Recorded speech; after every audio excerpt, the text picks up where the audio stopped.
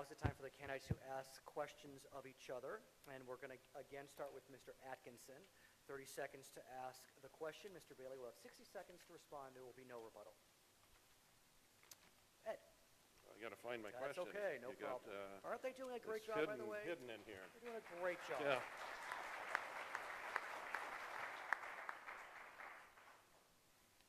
Okay, the second question, do you feel it was appropriate to initiate full-time benefits for the council legislative aides without a staff report and public input?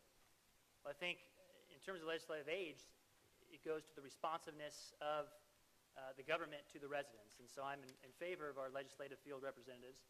As a part-time teacher and full-time father and husband, the ability for me to connect with my constituents and to be able to read the phone book that comes home every week in terms of the council agenda packet, and to be able to research and make decisions and go out and get feedback from my residents to include them in the decision-making process takes a lot of time and energy. And so the field reps are very important.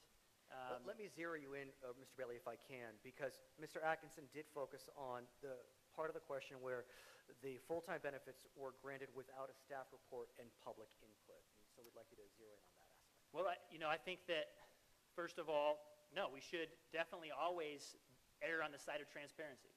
So that is something that I believe in, and if it went through, it might have slipped by, at least in terms of my oversight and reading through the packets. Typically, it's a personnel issue, and we don't discuss personnel issues. We don't discuss a new hire, or just the other night, we decided to cut down on unfunded positions for the entire city. And so we cut out, I think about 150 positions out of the 2,500 that we have, or 2,600 that we have on the books, and that was not a discussion calendar item. So when you look in there, it included police and fire positions.